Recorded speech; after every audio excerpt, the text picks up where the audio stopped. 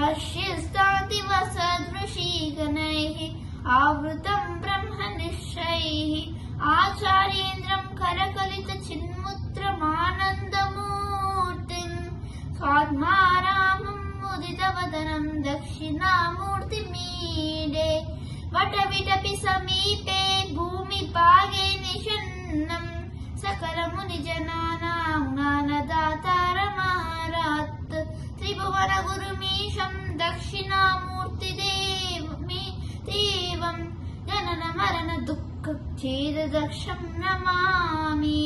चित्रं वटतरोर्मूले वृत्ता शिष्या गुरुयुवा गुरोस्तु मौनं व्याख्यानं शिष्यास्तु छिन्न संशयाः निधये सर्वविज्ञानां विसजे भवरोगिणां गुरवे सर्वलोकानां दक्षिणामूर्तये नमः। ॐ नमः प्रणवार्ताय शुद्धज्ञानैकमूर्तये निर्मलाय प्रशान्ताय दक्षिणामूर्तये नमः। चित्तनाय महेशाय वटमूलनिवासिनि सच्चिदानन्दरूपाय दक्षिणामूर्तये नमः। ईश्वरो गुरुरात्मेति मूर्तिभेदविभागिने व्योमवद्व्याप्तदेहाय दक्षिणामूर्तये नमः। अंगुष्ठतज्जनी योगमुद्रावादेन योगिनां श्रुत्यत्रं ब्रह्मजीवैक्यं दक्षिणा दर्शयन् योगता शिवः। ॐ विश्वं दर्पणदृश्यमाननगरी तुल्यं निजान्तर्गतं पश्यन्नात्मनि मायया बहिर्वोद्भूतं यथा निद्रया यः साक्षात् कुरुते प्रबोधसमये स्वात्मानमेवाद्वयम् तस्मै श्रीगुरुमूर्तये नमः। श्रीदक्षिणामूर्तये बीजशान्तरिवाङ्कुरो जगदितं प्राणिर्विकल्पं पुनः मायाकल्पितदेशकालकलरावैचित्रचित्रीकृतं मायामेव विचिम्ब्रयत्यपि महायोगी यस्वेच्छया तस्मै श्रीगुरुमूर्तये नमः। श्रीदक्षिणामूर्तये यस्यैव स्फुरणं सदास्मकमसत्कल्पार्थकं भासते साक्षात् त्वमसीति वेदवचसा यो बोधयत्याश्रितान् यः साक्षात् करणात् भवेन्न पुनरावृत्तिर्भवाम्भोनिधौ तस्मै श्रीगुरुमूर्तये नमः। श्रीदक्षिणामूर्तये नानाचित्रघटोदरस्थितमहादीपप्रभाभास्वरं ज्ञानं यस्य चक्षरादिकरण द्वारा बहिस्पन्दते जानामीति तमेव भान्तमनुवाच्येतत् समस्तं जगत् तस्मै श्रीगुरुमूर्तये नमः।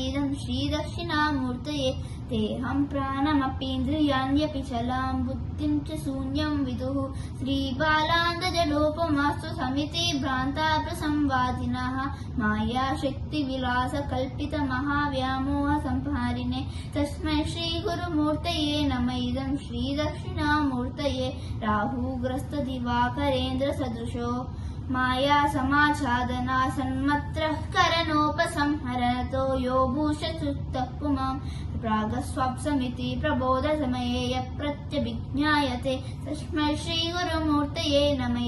श्रीदक्षिणामूर्तये बाल्यादिष्वपि जाग्रदादिषु तथा सर्वास्वस्थास्वपि व्यावृत्तास्वनुवर्तमानमहमित्यन्तःस्फुरन्तं सदा स्वात्मानं प्रकटीकरोति भजतां यो मुद्रया भद्रया तस्मै श्रीगुरुमूर्तये नमः।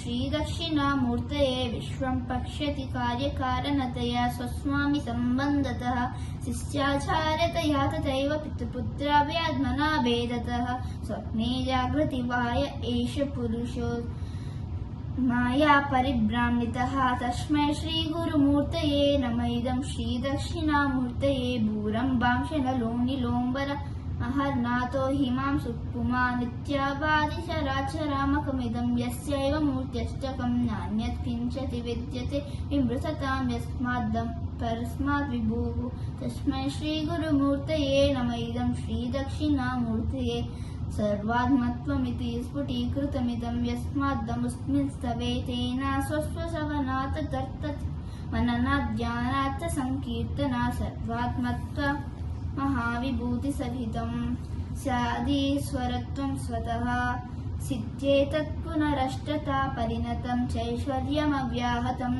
इति श्रीमच्छङ्कराचार्यविरचितं दक्षिणामूर्तिस्तोत्रं सम्पूर्णम्।